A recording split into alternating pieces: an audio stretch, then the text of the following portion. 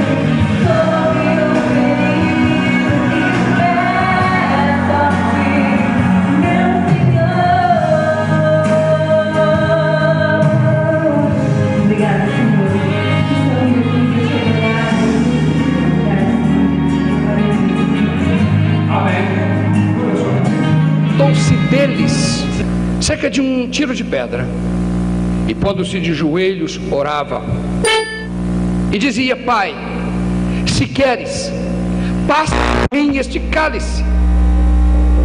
Meus amados, a Bíblia é fantástica porque ela narra as coisas de uma forma que, se você prestar bem atenção, ela consegue dar a nós a dimensão exata do que está acontecendo naquele momento. E se você notar os detalhes, você vai ficar assustado de como a Bíblia é exata no que ela narra. Esse texto esse acontecimento é narrado um pouco antes de Jesus ser traído, condenado e crucificado injustamente. Mas alguns detalhes que nos escapam quando nós lemos rapidamente, e eu quero falar com vocês nesta noite, é que Jesus sabia exatamente o que ele iria passar nas próximas horas. E esta oração que Jesus faz no Getsêmani, no jardim, ele leva todos os seus discípulos, os 11, porque um já tinha cascado fora e já o havia vendido. E Jesus leva esses homens, após a ceia, para orar. E outro texto diz que os discípulos dormiam enquanto ele saía para orar, e orou dura e dramaticamente, porque a Bíblia diz que Jesus começou a orar e começou a se angustiar, e sua angústia começou a ser levada aos maiores níveis da personalidade humana, que Jesus começou a sentir um medo, e esse medo virou pavor, e esse pavor virou angústia, e esta angústia começou a virar sofrimento, e Jesus começou a suar. Em alguns lugares a Bíblia diz que este suor ele era tão denso que parecia gotas de sangue. Em outros lugares diz que era a própria gota de sangue.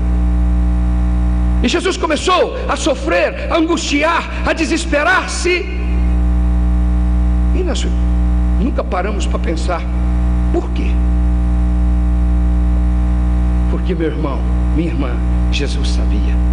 Ele sabia de cada detalhe. Ele sabia de cada agressão, ele sabia de cada traição, ele sabia de cada dor, ele sabia de cada zombaria. Jesus sabia de tudo o que ele ia passar. E nesta noite eu quero te perguntar, se você soubesse, esta é a mensagem, se você soubesse como Jesus sabia, você iria até os limites que ele foi? Você morreria por mim? Você morreria pelos canalhas? Você morreria pelo bandido que tem em você? Você morreria pelo mentiroso que você é? Você morreria por mim, que não sou nada seu, que você não me conhece? Você morreria pelo seu vizinho, que é um bêbado, que é um adúltero, que é um canalha? Você morreria pelos traficantes de drogas? Você morreria por gente canalha, bandida e que não vale absolutamente nada? Você morreria? Se você soubesse, você iria até onde? Até onde você iria com aquele sofrimento, com aquele absurdo? Nós nunca paramos para pensar, mas Jesus suou gotas de sangue por mim. 2000 anos depois, ele me viu, ele viu você. Jesus suou como gotas de sangue, porque ele viu uma cruz que não era dele, era nossa, e ela estaria empapada de sangue, o sangue mais puro, o sangue mais santo, o sangue mais poderoso que já pisou sobre esse planeta. Aquele sangue iria empapar aquela cruz, iria manchar a nossa terra em poucas horas. Se você soubesse, o que você faria? A Bíblia diz que pouco depois, se você continuar lendo, a Bíblia diz que pouco depois que ele terminou aquela oração, e aquela angústia, aquele sofrimento subiu a limites tais que Jesus diz: Pai, passa de mim esse cálice, passa de mim, olha o meu desespero, a minha angústia, meu Senhor, meu Pai, mas não faça a minha vontade, mas faça a tua. Eu não quero fazer a minha, porque pela minha talvez eu não faria, mas faça a tua. Porque Jesus conhece o coração do Pai, e o amor dele chegou porque Deus amou o mundo de tal maneira, tão absurda, que deu seu filho para morrer no meu lugar, no teu lugar, porque aquela cruz era nossa, não era dele. Cada dor que Jesus sofreu ali, cada absurdo, era nosso. Éramos nós fazendo aquilo. Fomos nós que empurramos Jesus para aquele Calvário. 2000 anos depois, nós continuamos fazendo a mesma coisa que os homens que mataram Jesus fizeram. A Bíblia diz que Judas chega no meio da turba e vem e dá um beijo em Jesus. E Jesus diz: é com um beijo que você me trai? Meus queridos, nós continuamos beijando e traindo na mesma medida. Nós somos aqueles que afagamos, falamos palavras bonitas, abraçamos, beijamos e traímos, e mentimos, e ferimos. Nós somos assim. Nós não mudamos nada. Judas, ele representou o caráter do ser humano que levaria Jesus às maiores e mais terríveis consequências de um sacrifício que para muita gente aquela cruz é um testemunho de vergonha, é um testemunho de morte, e é um testemunho que ainda continua condenando bilhões de pessoas ao inferno, porque não aceitam que ela foi o preço. Beijar e trair. Você conhece alguém que faz isso? Olhe no espelho e você verá quem beija e trai. Você mesmo faz isso todos os dias. Porque Judas representava o caráter de todos nós nesses 2000 malditos anos que a humanidade viveu. Uma humanidade que não consegue se livrar daquela cruz até hoje. Uma cruz que continua fincada naquele monte. Uma cruz que ela continua testemunhando contra nós ainda, porque ela não paga o preço da maioria dos seres humanos que vivem aqui. A Bíblia diz logo depois que os amigos fugiram, que os discípulos caíram fora. Eles não ficaram, homens que viram os maiores e mais tremendos portentos e milagres que a humanidade jamais assistiu, a não ser nas mãos de Moisés. Ninguém tinha visto tantos milagres, tantas curas, ressurreições de mortos. Ninguém tinha visto aquilo. Todos eles, os 11, haviam visto, presenciado, viveram, sentiram, fugiram. Eles fugiram na hora que o nosso Senhor precisou. Nós estávamos neles e fugimos também. Todas as vezes que Jesus pede um compromisso seu, você foge. O que você faria? Você ficaria? O que você faria se você soubesse tudo o que Jesus sabia? Jesus olhou para o seu lado e não havia ninguém. Não havia Pedro, não havia João, não havia Marcos, não havia nenhum deles. Eles correram, eles fugiram. Quem não beijou, traiu. Quem não traiu, fugiu. Assim somos nós. Assim somos nós todos os dias da nossa vida. Nós continuamos sendo os mesmos. Continuamos traindo, continuamos fugindo. Nós continuamos deixando o Senhor Jesus nas horas que Ele nos manda fazer as coisas. Eu tomei uma decisão. Eu faço a minha parte. Jesus olhou para frente e viu Pedro. Pedro o negou 3 vezes. Não bastava uma. Se você olhar as palavras que Pedro usa ali para negar a Jesus, ele chegou a dizer na última vez, diz: eu não conheço esse homem. Como não conhecia? Mas nós somos assim também. Aquele era o nosso caráter canalha. Ali estavam representados todos os dramas e todas as sujeiras e as taras e as maldições que nós carregamos. Ali estavam se juntando na frente do nosso Deus. Jesus sabia. Se você sabia, se você soubesse, você faria? Mesmo sendo traído, mesmo sendo beijado e traído, mesmo sendo abandonado pelos amigos, mesmo sendo negado por aquele que era o seu melhor amigo, o sujeito que andou sobre as águas do mar, o sujeito que o viu transfigurado, ninguém na história viu, ele viu, negou 3 vezes. É assim que nós somos. Por isso Jesus teve que morrer naquela cruz, porque ele sabia e nos viu. E se ele não fizesse aquilo, ele sabia que nós morreríamos para sempre. Então Jesus é levado a Pilatos. Jesus sabia que seria levado. Poucas horas depois ele foi levado a Pilatos. E como um joguete qualquer, Pilatos joga para Herodes e diz: te vira aí. E Herodes diz: te vira tu, eu não quero saber desse sujeito. Não é assim que nós fazemos na nossa vida? Jogamos com as pessoas. Quando os nossos interesses são fortes demais, nós não nos envolvemos para proteger o direito e a justiça e a verdade. Eles manipularam aquele processo como nós manipulamos nossas vidas uns com os outros. Então a Bíblia diz que depois que Herodes jogou de novo para Pilatos, Pilatos mandou açoitar. Jesus sabia que seria açoitado durante toda a noite. Por isso Jesus se assustou e disse: Pai, passa de mim esse cálice. Se você soubesse que você seria açoitado durante toda a noite por gente mau caráter, por gente horrorosamente pecadora, que erra, que peca e volta a pecar a mesma coisa, e volta a fazer a mesma coisa, e volta a envergonhar o nosso Deus, entristecer o seu espírito, você morreria por gente assim? Então você não morreria nem por você. Porque nós somos assim. A Bíblia diz que eles o açoitaram covardemente, sem dó nem sem piedade, sem motivos, sem motivo nenhum. Não havia motivo para açoitar aquele homem, era inocente. Mas nós somos assim. Nós seres humanos, quando o nosso direito, nós pensamos que ter algum direito sobre alguém, nós usamos da pior e mais amarga forma. A Bíblia diz que os soldados teceram uma coroa de espinho.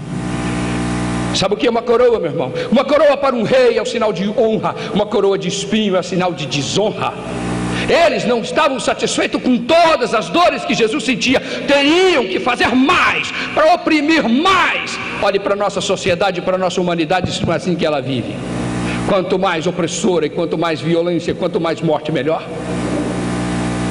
Aquela coroa, meus irmãos, que ainda testemunha contra nós, pois nós sabemos que ali está o rei, e milhões de pessoas não aceitam a Jesus, nem que aquela coroa seja a coroa da nossa desonra. A Bíblia diz que eles colocaram aquela coroa sobre Jesus e o sangue derramou e misturou-se com as lágrimas. E Jesus chorou, mas não chorou pela dor física, mas chorou pela nossa desgraça, pelo nosso estado. Porque quando nós pecamos e erramos e entristecemos a Deus, Deus chora por nós, sim. Sim, Deus chora por nós. Chora pela nossa desgraça, porque Ele sabe que nós não temos como escapar desse maldito pecado que nos oprime e que nos mata depois. Nos arrasta para o erro e depois nos convence de que estamos certos, e lá, longe das mãos e dos olhos do Senhor, Ele nos mata. Uma coroa horrorosa, que logo depois fez com que eles cuspissem na cara dele e zombassem da posição de rei que Jesus tem. Sabe, Jesus chorou muito naquela noite, Jesus chorou muito naquele dia, mas eram lágrimas por nós. Lágrimas que se misturaram com o sangue mais extraordinariamente puro que jamais pisou sobre este planeta. Lágrimas que ainda são um testemunho contra nós, quando nós não aceitamos que elas sejam uma água que nos lava e que nos traz vida. A Bíblia diz que cuspiram na cara de Jesus várias vezes. Se você soubesse que isso ia acontecer com você, e você tivesse todo o poder no céu e na terra, e você fosse o Senhor do universo, o dono de todas as coisas, o que você faria? Não me responda, porque seria a mesma coisa que eu faria. Eu desceria de lá e matava a todos. Porque nós somos bons na vingança, nós sabemos vingar, nós sabemos retribuir na mesma moeda, nós sabemos usar força contra força. Você pensa que você é o que, seu canalha? Basta o outro responder: eu sou exatamente você, sou igual você em tudo. Por fim, a Bíblia diz que eles colocaram a cruz nos ombros do nosso Senhor, uma cruz pesada demais, cruz que carregava todos os pecados do mundo, que resumiam nela, que resumia naquela cruz todos os erros, mazelas, pecados, traições, assassinatos, mortes, dores, depressões, doenças, enfermidades, tudo se agarrava naquela cruz. A Bíblia diz que aqueles soldados, logo pela manhã, quando foi dado o édito, eles pegaram aquela cruz, enfiaram nas costas de Jesus e diz: carregue até o Gólgota. Jesus não tinha mais força. Jesus havia perdido muito sangue durante a noite e a sua pressão arterial caía rapidamente e perigosamente. Qualquer ser humano normal teria morrido ali já antes de sair para o Gólgota, mas Jesus tinha que andar, ele tinha que subir aquela montanha, ele tinha que levar aquela cruz até no lugar do pagamento, ele tinha que sair de Jerusalém antes das 3 da tarde, porque pelo sacrifício de Israel no templo, o cordeiro pelo pecado do povo tinha que morrer às 3 horas da tarde, hora nona na nossa Bíblia, às 3 da tarde, fora dos muros de Jerusalém. Ele não podia ficar. Então Jesus pega aquela cruz trêmulo, ele não consegue, ela é pesada demais.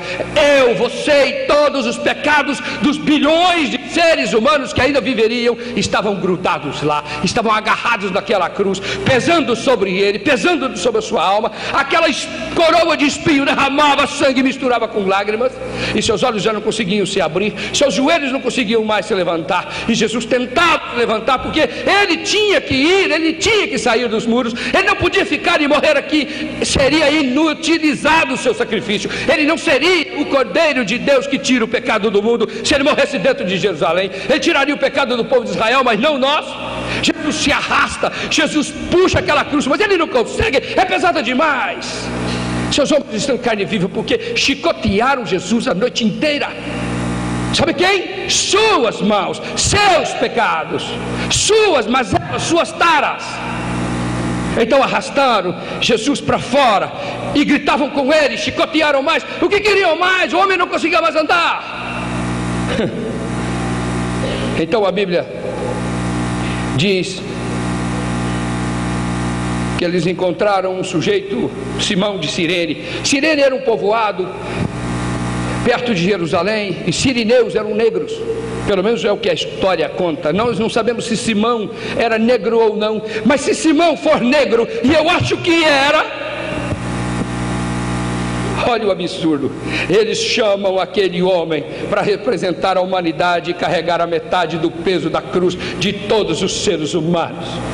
Então aquele homem vem e coloca a nossa cruz, a cruz da humanidade. Então ele passa a ser um representante da humanidade diante de Deus, carregando a metade daquela cruz até o Gólgota. E ele sente o peso da cruz, para que a humanidade sentisse também, um representante dos homens soubesse que peso tem aquela desgraça daquela cruz, e ele arrasta aquela cruz. Eu acho que realmente Simão era negro, e eu tenho certeza que foi por isso que Satanás pegou há 500 anos atrás a raça negra e oprimiu tanto, e com covardia fez tanto absurdo com a raça negra, sendo eles muito mais privilegiados e mais fortes, inteligentes do que os brancos. Foram escravizados, esmagados, moídos por mais de 300 e 400 anos numa injustiça absurda que não se justifica, a não ser alguma coisa engendrada no próprio inferno. Então a Bíblia diz que Simão pega aquela cruz, e provavelmente ele era negro mesmo, porque os negros são mais fortes, e o soldado romano viu um negrão ali forte, vem você.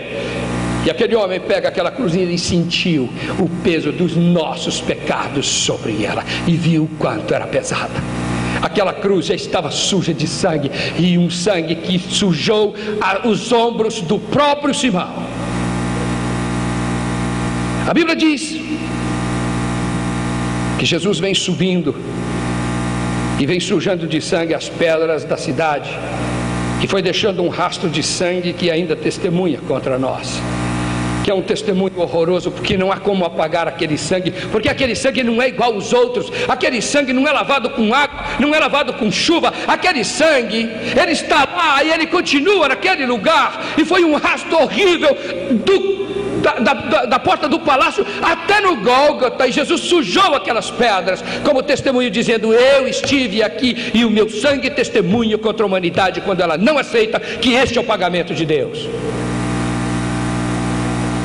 Uma cruz pesada demais, uma cruz dura demais, uma cruz horrível demais. A Bíblia diz que quando eles chegaram lá em cima daquele Gólgota, que não é muito alto, uma colinazinha pequena, Jesus já estava desfalecido, Jesus já não tinha mais forças, e ele disse: tenho sede. Sabe o que nós fizemos?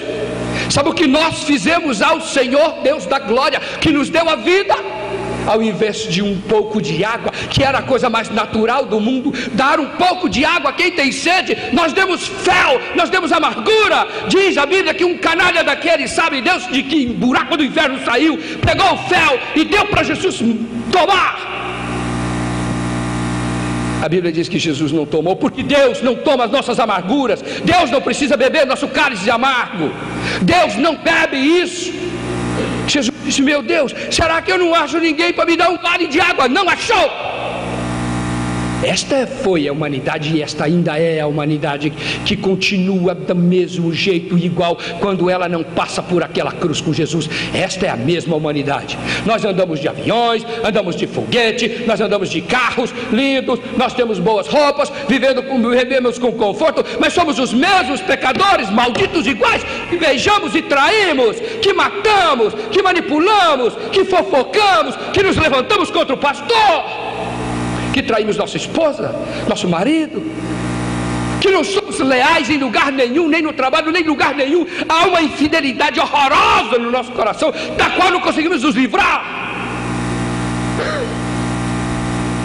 Jesus não achou não havia, porque os seus amigos, porque Pedro, porque João não estavam lá para dar um copo de água para ele.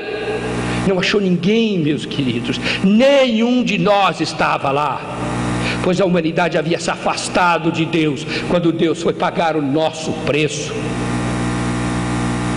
Aí a Bíblia diz que eles jogaram na cruz no chão, pegaram Jesus, deitaram sobre ela, Jesus estava coberto de sangue, não havia lugar mais, não havia lugar, eles não tinham condições de pregar aqueles cravos.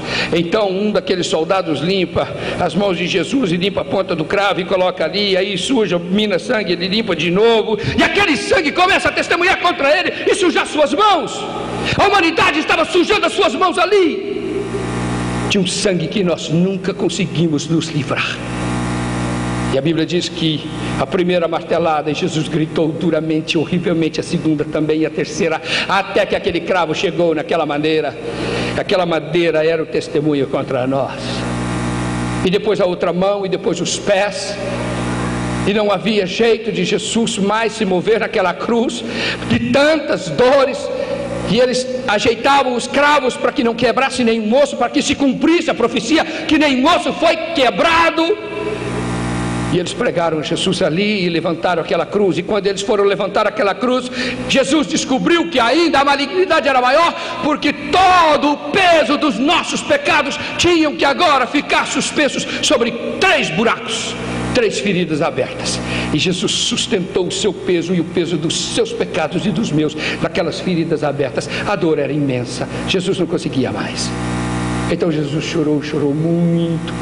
Jesus chorou de dor, mas a sua dor chorava na alma. A Bíblia diz que enquanto Jesus não tinha lugar para ficar, pois seus pés se apoiavam em feridas e suas mãos também, os tolos ali pegavam as capas de Jesus, a capa de Jesus, as roupas de Jesus, e lançaram sortes para ver quem é que ia ficar com aquela capa. Sorte, meu irmão, quem lança sorte é Deus. Olha a sorte que foi lançada pela humanidade.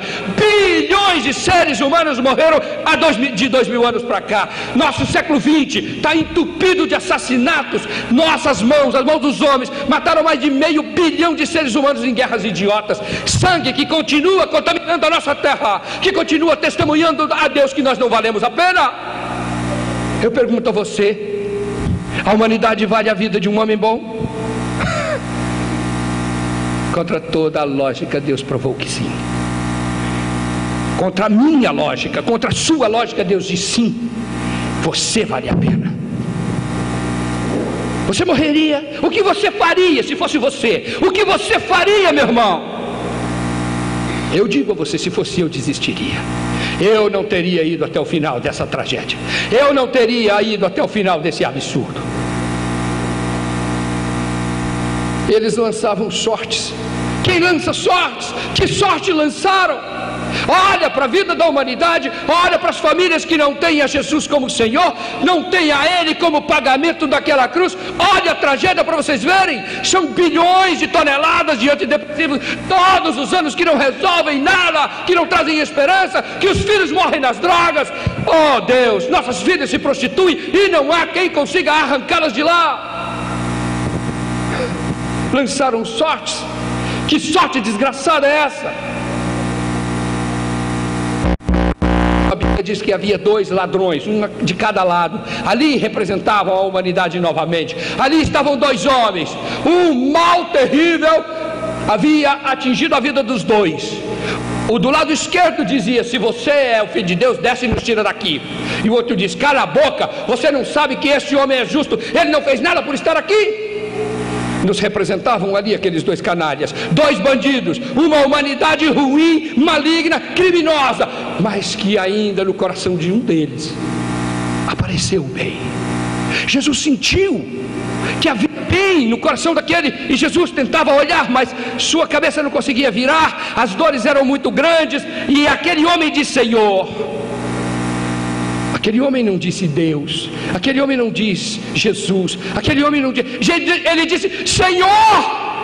Sabe por quê, meu irmão? Porque quando você fala Deus, Deus pode ser Deus de qualquer um, pode ser qualquer coisa, porque todo mundo conhece Deus como Deus, mas como Senhor só nós sabemos, só nós temos Deus como Senhor. Aquele rapaz da cruz, ele disse: Senhor, lembra-te de mim quando entrares no teu reino. E Jesus diz: graças a Deus, achei pelo menos um.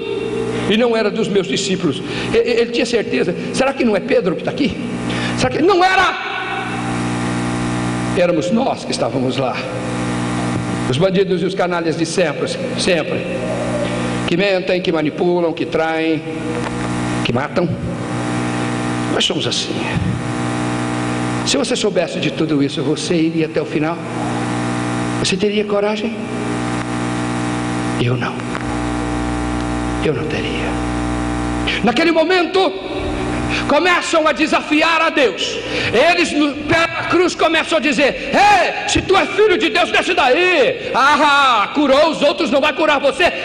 Você não é de nada. Então os principais de sacerdotes dizem: você fez tantos milagres, faça, desça da cruz, que nós não vamos acreditar em você. Assim somos nós. Mas ali naquela cruz não havia só um homem, havia Deus. Descer da cruz era fácil para qualquer um. Qualquer um que tivesse poder desceria da cruz e destruiria todos que estavam lá. Mas não seria Deus. Ficar era Deus, descer era o homem. Jesus suportou até o final todos os desafios. Cuspiam nele e diziam: desce da cruz. Assim somos nós. Éramos nós desafiando a Deus a descer da cruz do nosso pagamento. E o sangue continuava escorrendo e continuava descendo por aquela cruz até a terra, para que santificasse a terra de todos os nossos crimes, de todos os nossos pecados e desobediências diante de Deus. Então a Bíblia diz que a natureza sentiu.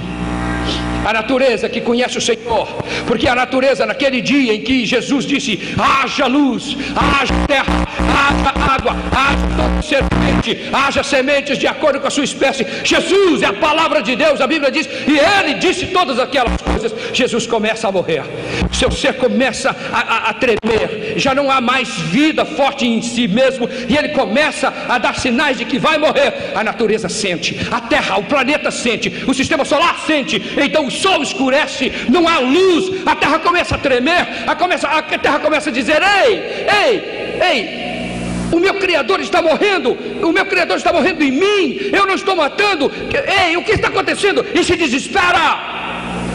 E a Bíblia diz que o sol não deu sua luz, a terra tremeu e tudo entrou e começou a virar um caos, entrou em desespero. Os seres humanos não perceberam, mas a terra sim.